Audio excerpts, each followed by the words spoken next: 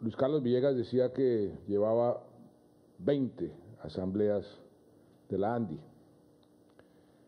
Yo llevo más.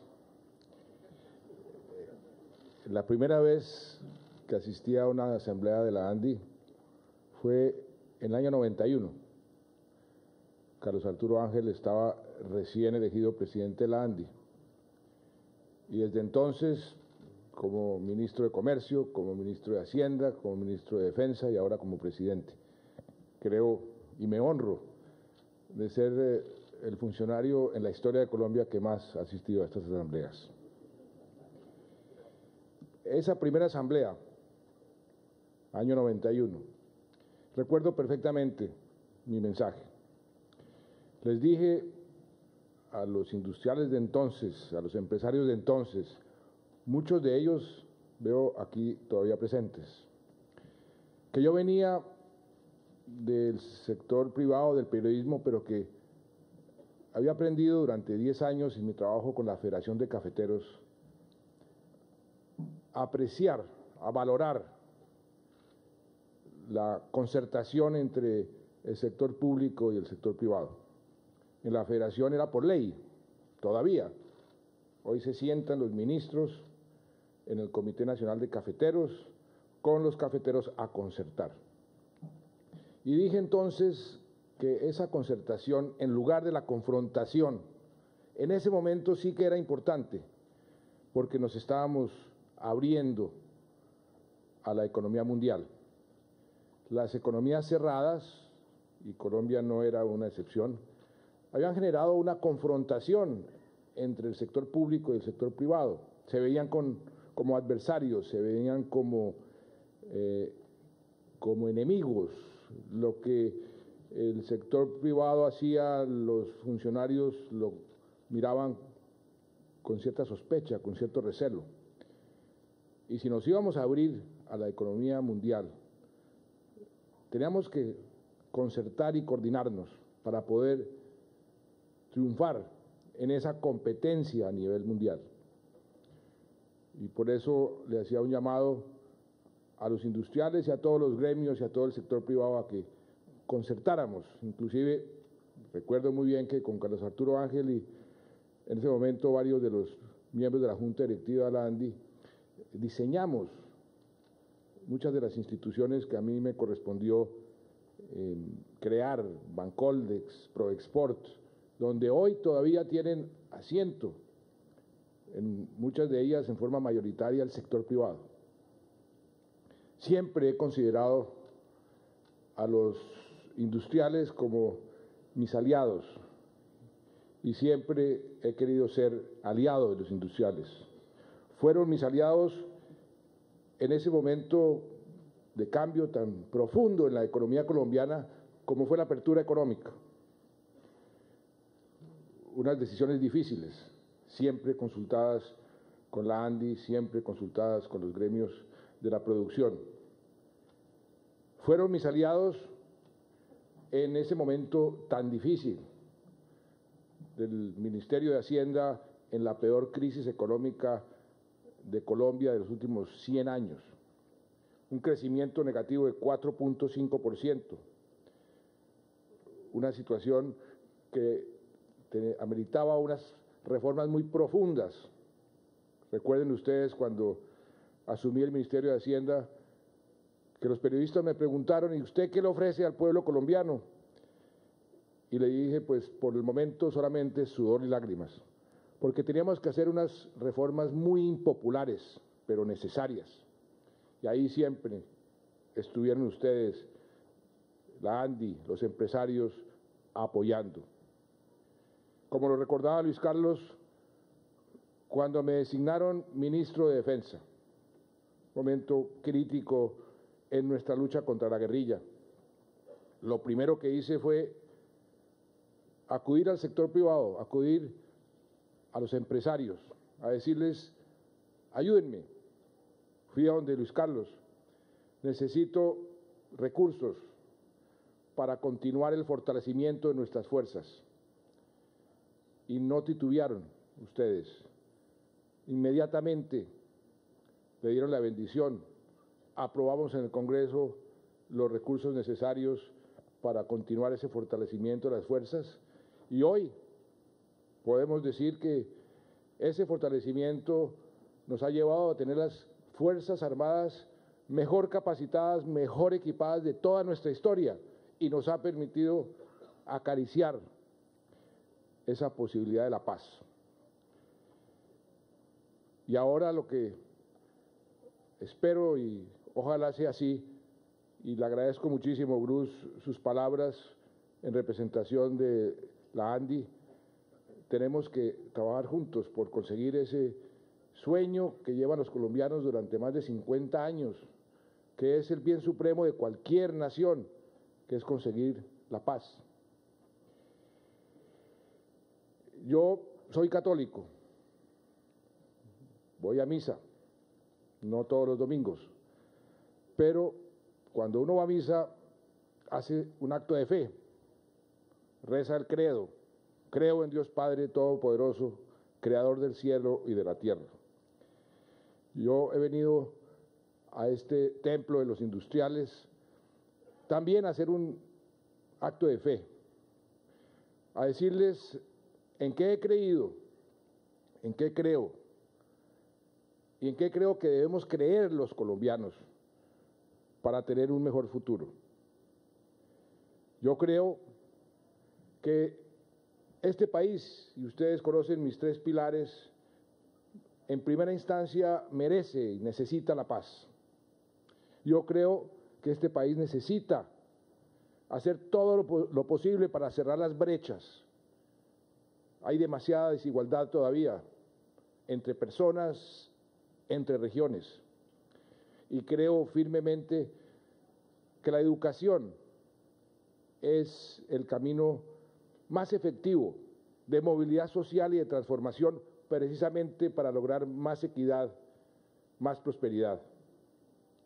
Para eso se requiere una economía sólida, una economía que crezca, una economía fuerte.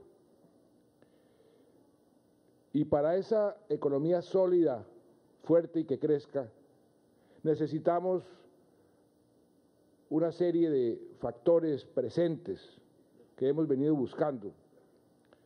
La responsabilidad fiscal, que es lo que genera confianza, la confianza que es tan importante en el manejo de cualquier economía. Y por eso aprobamos en el Congreso reformas constitucionales y la regla fiscal, que nos obliga a mantener esa responsabilidad fiscal. Necesitamos, por supuesto, una mejor capacitación de nuestra mano de obra, de nuestros gerentes, una mejor educación, educación superior, universidades también, en educación para los tecnólogos, los técnicos, porque ahí hay un factor primordial de competitividad. Una economía fuerte requiere de libre comercio, una economía que, si quiere crecer a tasas altas, requiere de libre comercio. Eso está totalmente comprobado a través de todo tipo de series históricas. Los países, entre más se abren, mejor les va, se vuelven más competitivos, crecen más. Para ello, los tratados de libre comercio son un instrumento. La creación de la Organización Mundial de Comercio hace 24 años y donde participamos muy activamente con la ANDI es necesaria. Ese acceso a los mercados se vuelve una condición fundamental para poder tener esa economía fuerte y que crezca. Necesitamos una buena infraestructura, no solamente en carreteras, sino en aeropuertos, en puertos y una buena infraestructura en materia tecnológica. En este mundo de hoy, la tecnología tiene que ser un factor cada vez más importante para aumentar la productividad, para poder tener instrumentos que nos vuelvan más eficientes. Necesitamos, para tener esa economía fuerte, crecer en materia de inversión, generar más inversión, atraer inversión. Y para eso se requiere seguridad jurídica y se requiere seguridad personal. Yo he compartido hace mucho tiempo la tesis de los romanos, que la seguridad debe ser la primera ley de la República, porque sin seguridad no pueden operar las demás leyes, se vuelven inocuas. Por eso hemos priorizado siempre la seguridad como factor fundamental para la confianza, para el crecimiento económico, para la generación de prosperidad.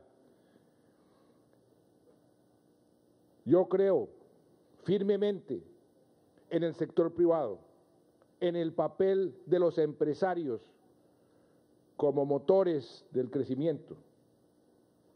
He sido un partidario y un defensor de la tercera vía, que como muchos de ustedes saben se resume en una frase: el mercado hasta donde sea posible, el Estado hasta donde sea necesario. Es un enfoque pragmático, se aplica a los países y a los sectores, porque los mercados en unos sectores funcionan mejor que en otros. Cuando no funcionan se requiere la intervención del Estado. Cuando funcionan, el Estado puede retirarse, replegarse.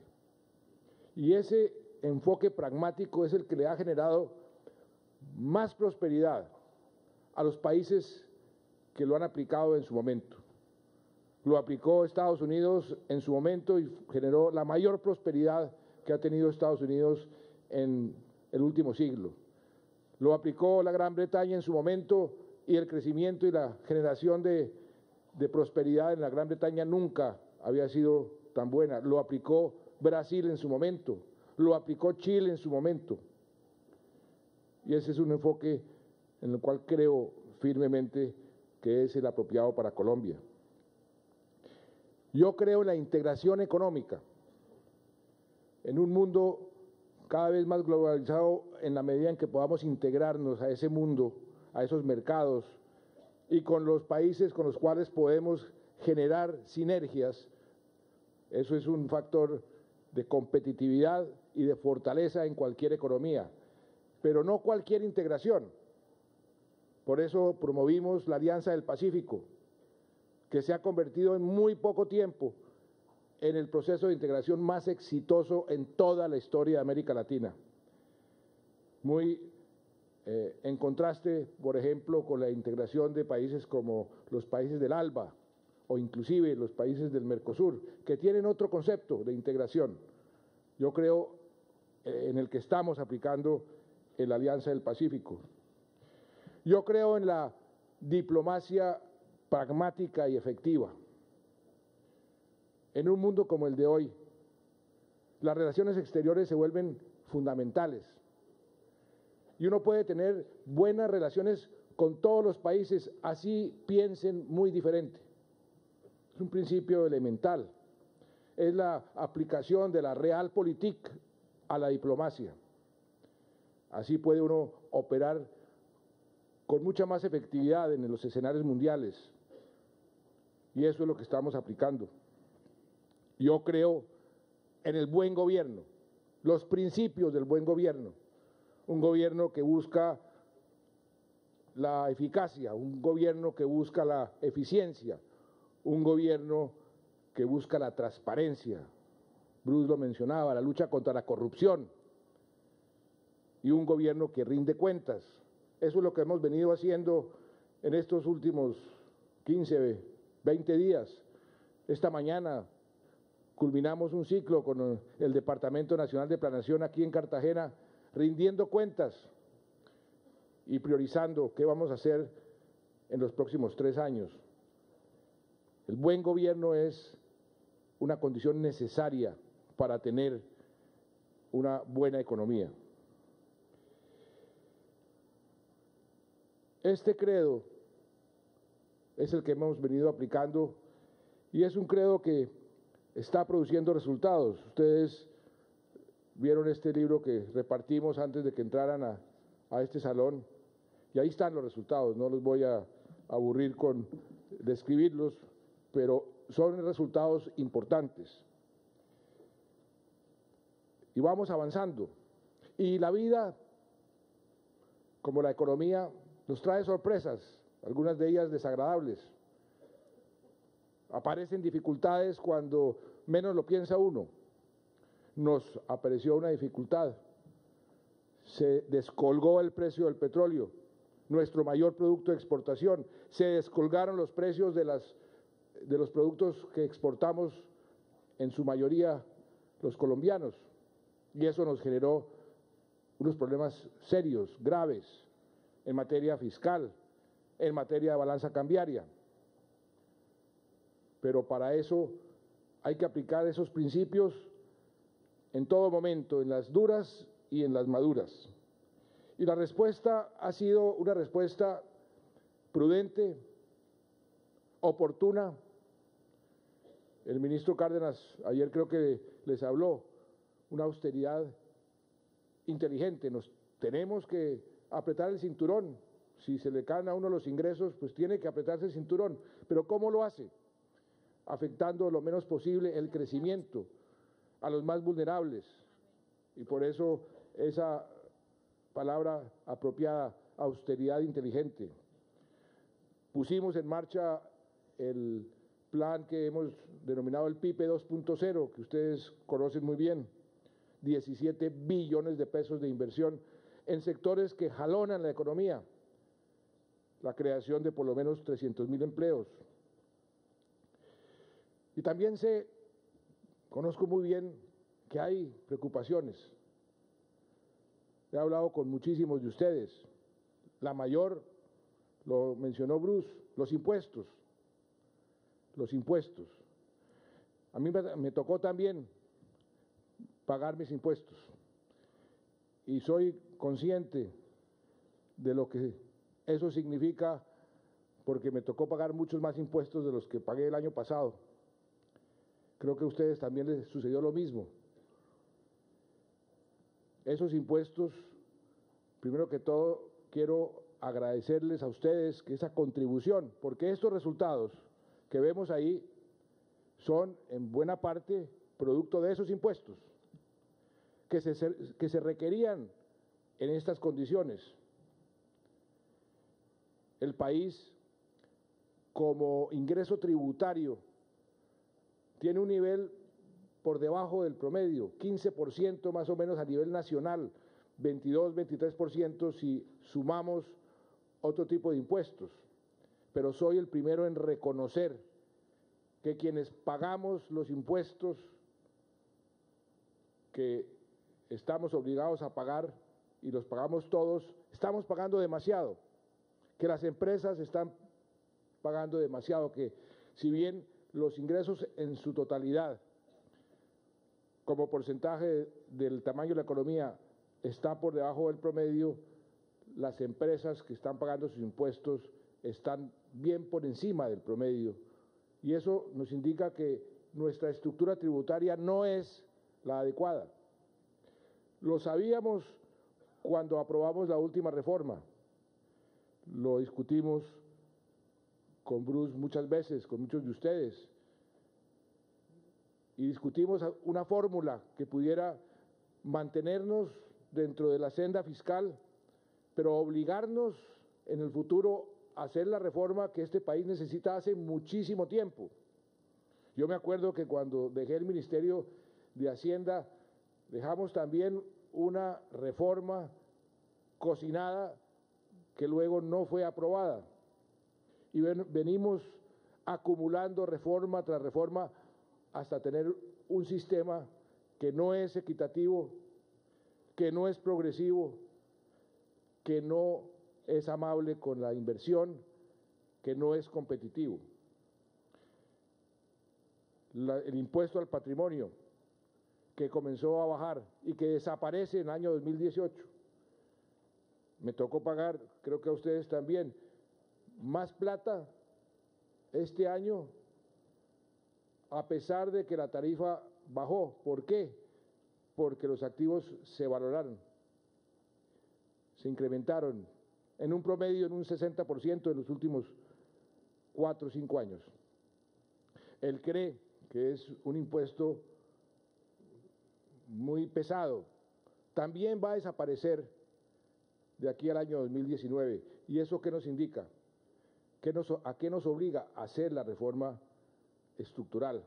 Esa reforma que hace mucho, mucho tiempo, desde que comenzamos a abrir la economía, está pidiendo el sector privado y el país. Y vamos a hacerla. Y vamos a hacerla con cuidado. Y vamos a hacerla concertada.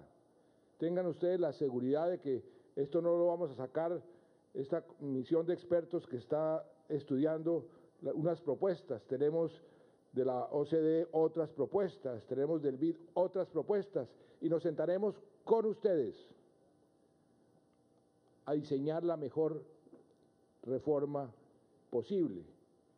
Y lo que les puedo garantizar desde ya es que para las empresas que hoy pagan sus impuestos no hay ninguna posibilidad de que se incremente la carga tributaria. Si acaso tiene que disminuirse, hay que ampliar la base, volver el sistema tributario un sistema progresivo, entre otras cosas para buscar reducir esas brechas y esa inequidad en nuestro quehacer cotidiano y en nuestra economía. Esos impuestos se han invertido bien. Hemos querido invertirlos de la mejor forma y de la forma más transparente posible. Aquí está el doctor Juan Martín Caicedo. Tal vez de las inversiones más grandes que estamos haciendo es el sector de la infraestructura para mejorar la competitividad.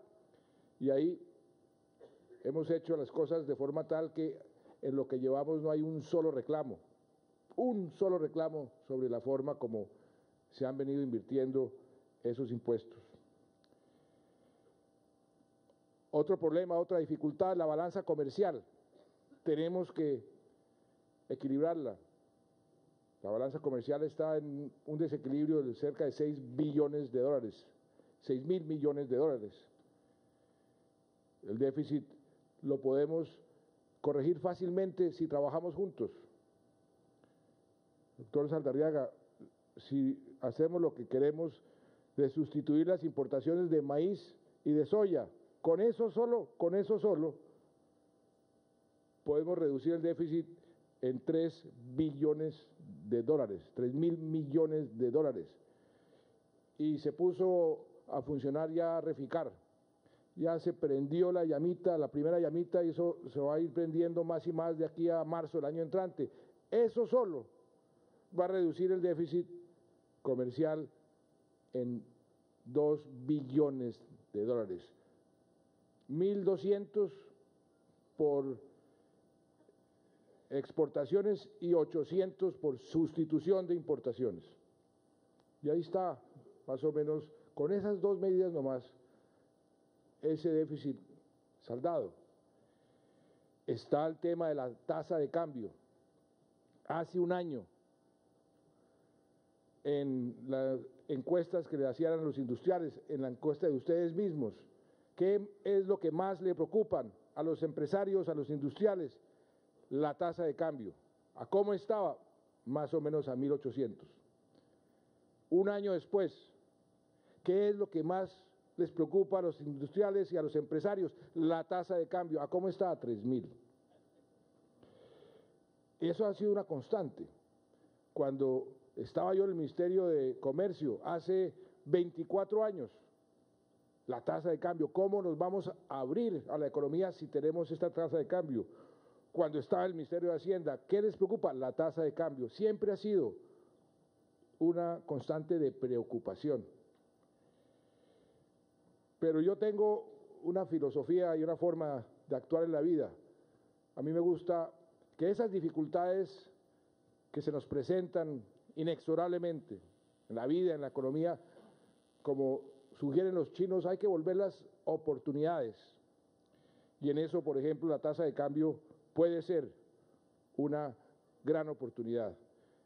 Es y ustedes más que nadie lo conocen y lo han sufrido. Es una verdad de a puño que la reevaluación del peso durante tanto tiempo frenó la expansión industrial, frenó la competitividad. Era un lastre. Estábamos al borde de entrar en la enfermedad holandesa. Yo lo he llamado el resfrío holandés. Estábamos dependiendo demasiado de nuestras exportaciones minero-energéticas. Por eso digo yo que esto es una especie de bendición que nos va a obligar a buen momento a trabajar juntos para reajustar la economía y darle mucha más vitalidad y mucha más fortaleza y competitividad a los sectores no minero-energéticos. Y esa es la transición productiva que hablaba también el ministro de Hacienda el día de ayer, para que trabajemos juntos en esa transición productiva que puede convertirse en una enorme oportunidad. Hay que recobrar el optimismo. El pesimismo es como la kriptonita de la economía. El optimismo es la gasolina de la economía. Tenemos que recobrar ese optimismo y afortunadamente tenemos con qué recobrar ese optimismo. En las encuestas que aparecen en los periódicos, en las revistas, en las encuestas en que al gobierno le va muy mal, al presidente le va muy mal, y la gente le pregunta, ¿y cómo va la economía? Muy mal. ¿Y a usted cómo le va? No, a mí me va bien. Lo mismo sucede, por ejemplo, con el empleo. ¿Cómo va el empleo? Muy mal, 80%. ¿Y a usted? No, a mí me va bien.